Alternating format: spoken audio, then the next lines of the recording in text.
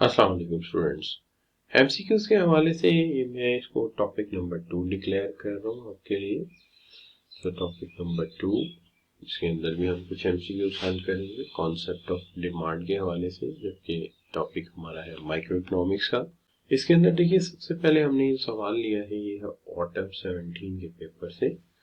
Which of the following is held constant along the demand curve. Demand curve के जब हम बनाते हैं तो कौन सी चीज़ इसमें से कांस्टेंट होती है। इससे पहले भी हम वीडियो में बात कर चुके हैं कि हम लॉ ऑफ डिमांड में ये कहते हैं कि प्राइस अगर कम होगी तो डिमांड ज़्यादा हो जाएगी। लिहाजा इसमें तो किसी भी किस्म का आपको शक नहीं होना चाहिए कि प्राइस के कम होने से क्वांटिटी डिमांडेड ज़्यादा होती है। तो जब प्राइस के कम होने से क्वांटिटी डिमांडेड ज़्यादा होती है तो चेंज तो प्राइस भी हो रही है और चेंज क्वांटिटी भी हो रही है। लिहाजा इसमें दो चीज़ें ऐसी हैं जो चेंज नहीं हो सकती, ना तो दो चीज़ें ऐसी हैं जो हर सूरत चेंज होनी है। इसमें एक प्राइस है और एक क्वांटिटी है। ये दोनों चीज़ें चेंज होनी, इसी से लॉ ऑफ डिमांड हमारा प्रूव होना है। जब हमने अजम्पशंस रखी थी तो आपको हमने वहां लिखा था कि income should be remain same या income should not be change. तो लिहाजा ये वो चीज़ है which of the following is held constant, तो इसको हम कांस्टेंट सपोज करते हैं और इसके कांस्टेंट सपोज करने से हम प्रूव करते हैं कि लॉ ऑफ डिमांड को ट्रू साबित करते हैं, अदरवाइज ट्रू साबित नहीं होता। तो C option is the correct answer. अब इसे आगे चलते हैं तो ये सवाल जो है ये मल्टीपल टाइम्स आ चुका है। स्प्रिंग 18 में आ चुका है, फिर ऑटम 16 में आ सकता है, आ चुका है, ऑटम 14 में आ चुका है, ऑटम 12 में आ चुका है और क्वेश्चन बैंक में भी अभी तक मौजूद है। Demand curve down slope downward because of, आपको याद होगा जब हमने पढ़ा था कि डिमांड कर्व जो है वो डाउनवर्ड स्लोपिंग होता है, तो इसके अंदर एक बात तो हमने कही थी, क्या? Income effect. इनकम इफेक्ट में हमने ये कहा था कि जब किसी चीज की प्राइस कम होती है तो प्राइस के कम होने से कंज्यूमर उतने ही पैसों में इसकी ज्यादा मिकदार खरीद सकता है, चूंकि इसकी प्राइस में क्या आई है, कमी आई है।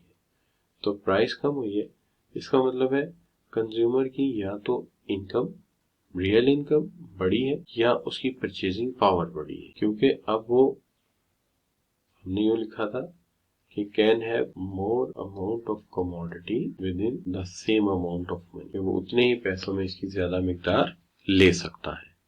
कि एक चीज 100 रुपए की थी अब 50 रुपए की हो गई, तो जितना उसने बजट एलोकेट किया था उसमें वो उसकी ज्यादा मिकदार ले सकता है। तो एक तो ये वजह थी। दूसरी वजह आपको याद होगा हमने कहा था सब्स्टिट्यूशन इफेक्ट। सब्स्टिट्यूशन इफेक्ट में हमने ये कहा था कि कुछ लोग पहले से कोई और चीज इस्तेमाल कर रहे थे, लेकिन अब चूंकि ये सस्ती हो गई है तो वो अल्टरनेट कर रहे हैं, यानी जो चीज वो पहले इस्तेमाल कर रहे थे अब वो उसको ड्रॉप कर देते हैं और उसकी जगह इसे पिक कर लेते हैं, इसलिए इसकी ज्यादा मिकदार बिक रही है। तो ये दो वजूहत हो गई।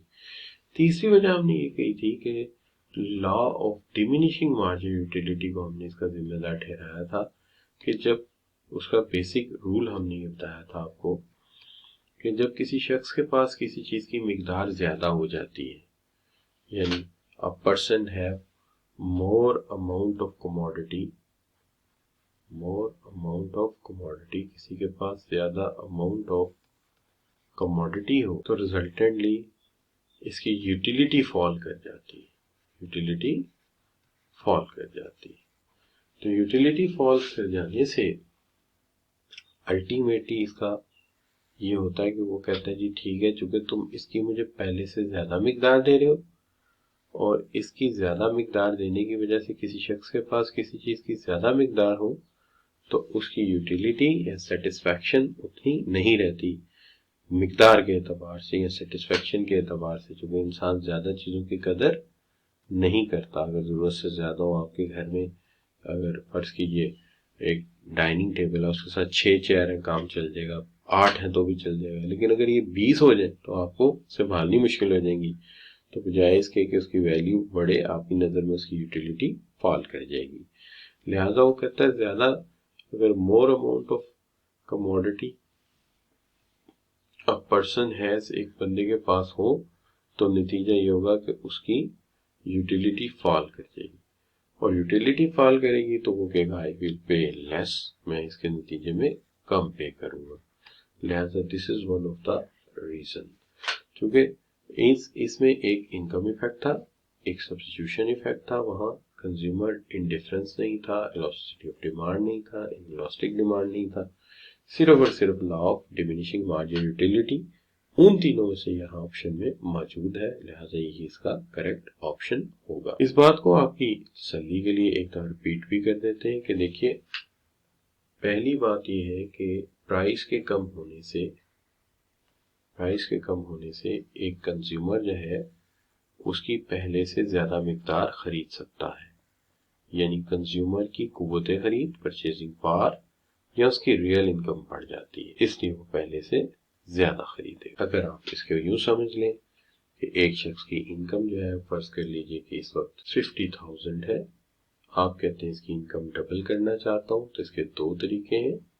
एक तरीका ये हो सकता है कि उसकी इनकम 1 लाख रुपया कर दी जाए, और एक तरीका ये हो सकता है कि वो जितनी भी चीजें खरीदता है उसकी प्राइसेस को 50% ऑफ कर दिया जाए या कम कर दिया जाए, तो दोनों सूरतों में वो डबल खरीद सकता है। या तो उसकी आमदनी डबल कर लीजिए मॉनेटरी टर्म में, या उसकी जो भी चीजें वो खरीदता है उस पर की कीमत में 50% कमी कर दीजिए।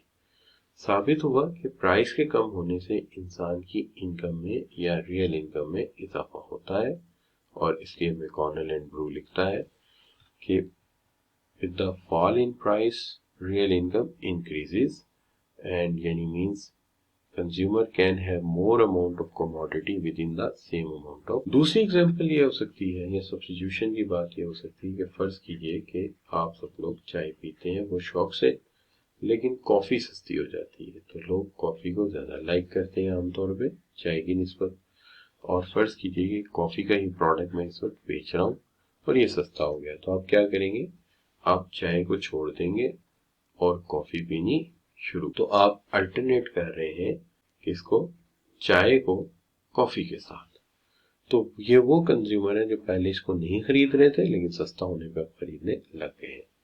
जबकि law of diminishing marginal utility की जब बात हुई थी, तो इसमें हमने कहा था कि हकीकत बात यह है कि किसी बंदे के पास किसी चीज की मिकदार अगर ज्यादा होगी तो उसकी यूटिलिटी फॉल करेगी। अब यूटिलिटी यानी सेटिस्फेक्शन फॉल करेगी। फिर मैंने मिसाल दी कि मेरे पास 6 चेयर है, ठीक है, 8 है, ठीक है, लेकिन अगर ये 20 हो जाए तो मेरे लिए इन्हें संभालना अज़ाब हो जाएगा। लिहाजा क्वांटिटी जो है जब बढ़ती है तो यूटिलिटी कम होती है, और जब कंज्यूमर को यूटिलिटी कम नजर आती है तो वो कहता है आई विल पे लेस, तो मैं जो है इसके लिए कम पे करूंगा। डेट इज वाई क्वांटिटी के बढ़ने से प्राइस की कमी आती है, या इसका इनवर्स रिलेशनशिप एग्जिस्ट करता है। इस इनवर्स रिलेशनशिप को आप law of diminishing marginal utility से देखते हैं, और इसलिए ऑप्शन को करेक्ट डिक्लेयर किया गया है।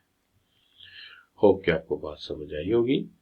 अगला सवाल ये है कि विच of the following is held constant along the demand curve. ये बात पहले भी तकरीबन हो चुकी है। देखिए, प्राइस तो वेरिएबल होती है, प्राइस कम होती है तो क्वांटिटी डिमांडेड बढ़ती है, लिहाजा ये दोनों तो हर सूरत वेरिएबल होंगे। तो जो कांस्टेंट है वो टेस्ट है, क्योंकि हमने जो लॉ ऑफ डिमांड है उसमें एज्यूम किया था कि कंज्यूमर की income, taste, number of consumer, ये चीजें चेंज ना हो, prices of related goods change ना हो, उसमें से एक टेस्ट की ऑप्शन भी मौजूद थी। नेक्स्ट सवाल है, demand curve shows the relationship between quantity demanded of a commodity over A given time and. आप जानते हैं कि लॉ ऑफ डिमांड में दो चीजों का रिलेशनशिप है, एक है क्वांटिटी डिमांडेड का, दूसरी चीज कौन सी है, बिल्कुल सही कहा आपने, दूसरी चीज है उसकी प्राइस। अब उसको हमें इसमें से तलाश करना है।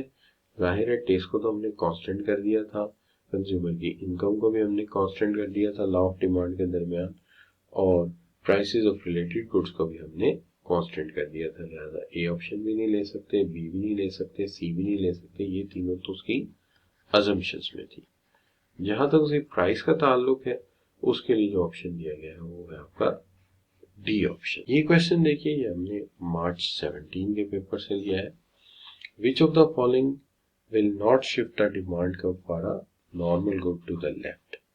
कौन सी इसमें ऐसी चीज है या कौन सा ऐसा ऑप्शन है जो डिमांड कर्व को ऑफ अ नॉर्मल गुड जिसको वो शिफ्ट नहीं करेगा।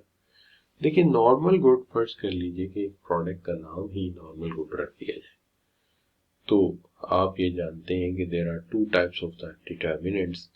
एक डिटर्मिनेंट्स वो है जो कि डिमांड कर्व में शिफ्ट का बायस बनते हैं, और दूसरे ऐसे हैं जो कि movement along the demand curve है, जिसके अंदर सिर्फ और सिर्फ प्राइस आती है कि प्रोडक्ट की प्राइस अगर जो है जी ज्यादा हो जाएगी तो डिमांड जो है वो कम हो जाएगी। ये हम जानते हैं, प्राइस बढ़ेगी तो डिमांड कम हो जाएगी। इस चीज को आपने कहा था कि this is the contraction in demand. देखो डिमांड में क्या थी, कॉन्ट्रैक्शन थी, लेकिन movement along the demand curve थी ना।